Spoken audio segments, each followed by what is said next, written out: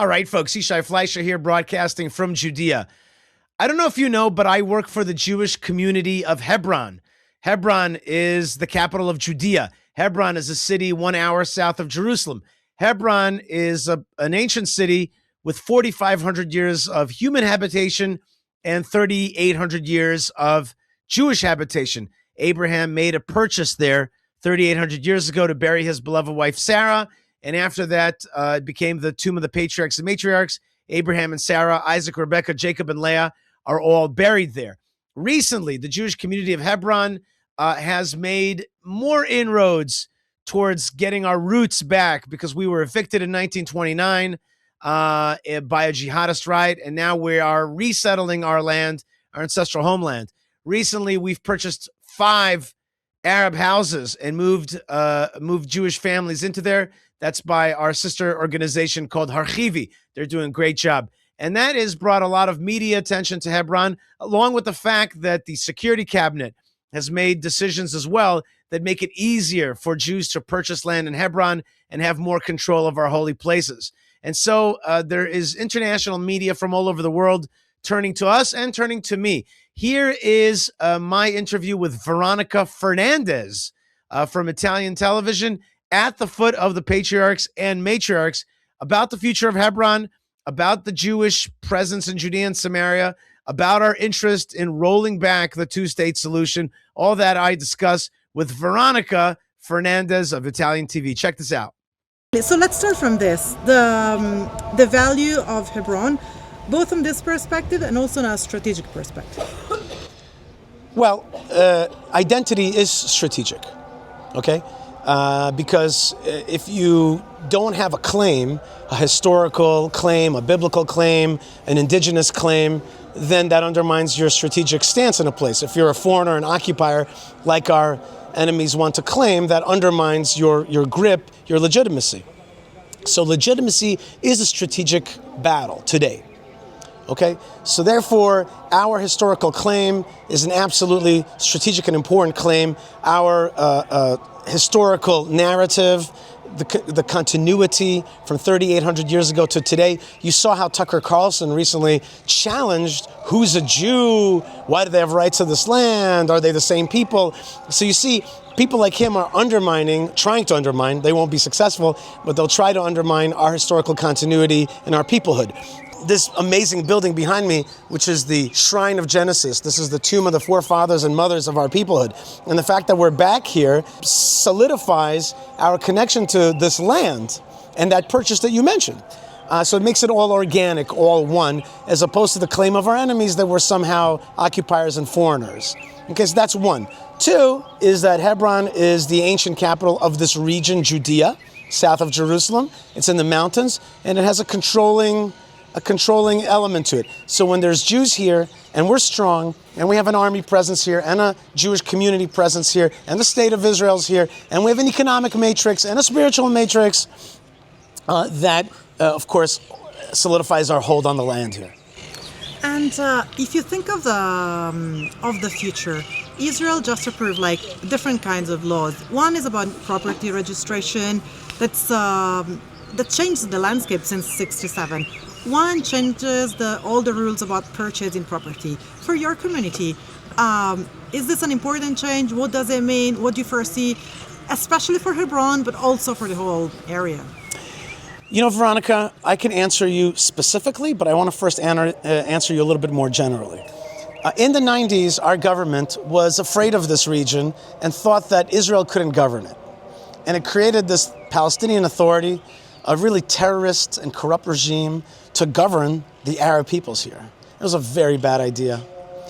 We were against that idea back then. We're against it now. We've been trying for the last 30 years to roll back the two-state solution, the Oslo Accords, the Hebron Accords, the giveaway of our land to our enemies, which, by the way, is just dumb. Don't give your land away to your enemies. It doesn't work out.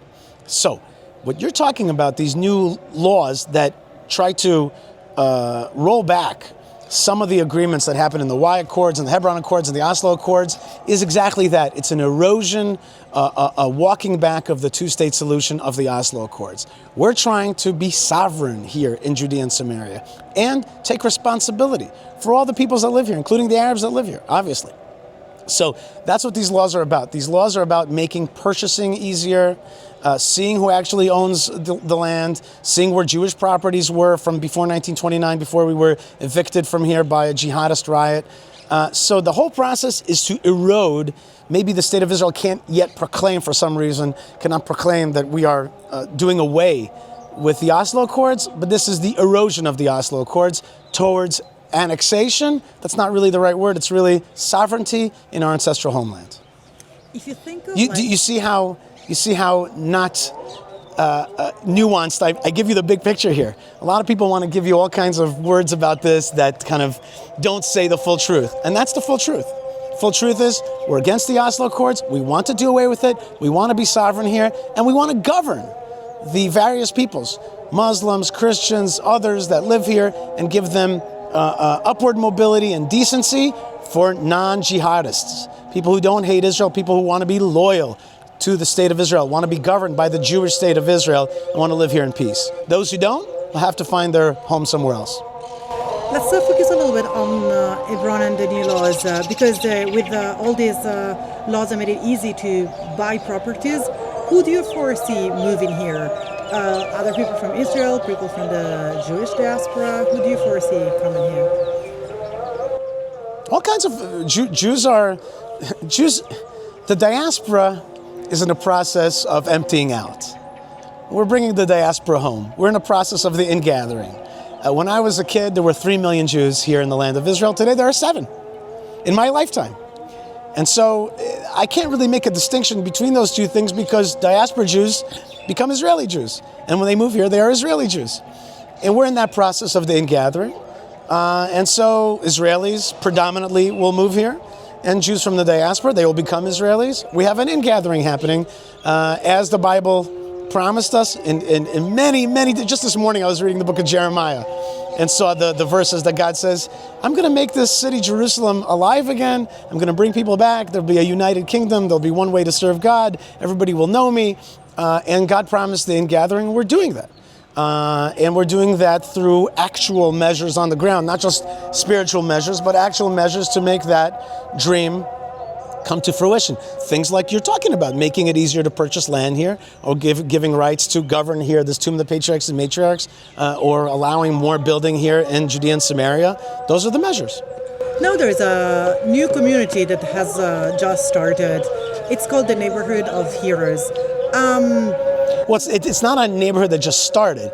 We've bought 5 apartment buildings from Arabs, full price, guaranteeing their rights, making sure that they're safe, but also allowing Jewish people to buy out 5 big Arab houses.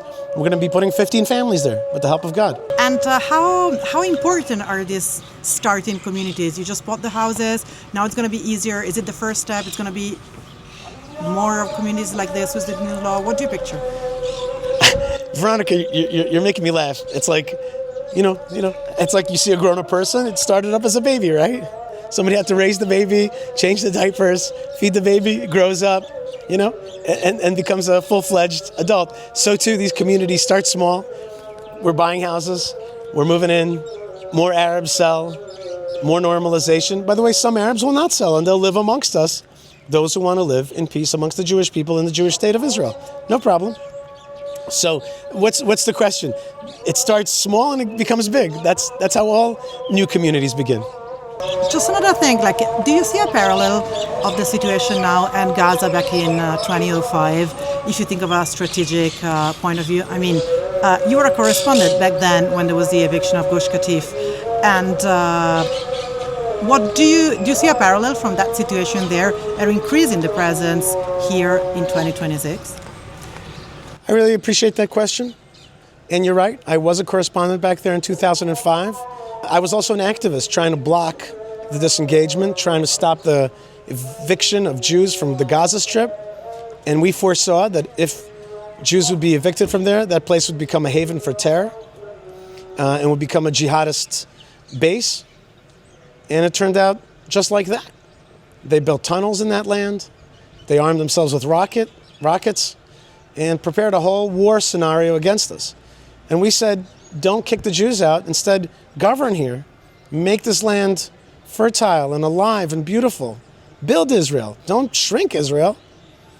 And we think that we were 100% right. And now we think that a lot more people see that. Evacuation of Jews does not lead to peace. Newsflash. Giving away our land to our enemies does not work. And so, too, if we ever, God forbid, gave away any more of Hebron like we did in the Hebron Accords, it'll only lead to terror and corruption and jihadist regimes. And so, instead, we have to settle it, govern it, and make it habitable for all kinds of people, but certainly for the Jewish people, this is their ancestral homeland. So giving away land and shrinking Israel is bad for security and bad for our narrative. Holding on to our land, pushing back against bad guys, and making sure that this area is safe for all peoples who want peace is a much better solution. And we think that that way of thinking is now going to capture the Israeli body politic and is going to make more sense even all the way out in Italy. And if you think of a one-state solution, that's what you're figuring for the future, how would you manage the right of vote to the Palestinian to stay? Well, there's different opinions, and I've written a New York Times article about that, about how we see the future of the non-Jewish people that live here, that make up part of the Israeli society. Personally, there's many different opinions. First thing, I think we have to encourage Arabs to live in Arab countries, or those who are not comfortable with the state of Israel, and there's many of those, they have to find their way out. In a nice way, in a decent way, but we have to encourage emigration out. But those people who want to stay and be part of the body politic of the state of Israel, I personally believe in residency. I believe in residency, and that's a very common way of doing things here in the Middle East. Most of the people living in Qatar are residents. Most of the people living in Saudi Arabia are residents, et cetera, et cetera. I would not grant total equal rights of voting here in Israel to all peoples, because this is a Jewish protectorate. It is, to me, very much like an Indian reservation in the United States. It's a small protectorate where we're protecting the Jewish people, and our job in this tiny piece of land is to help our people continue to thrive and to succeed.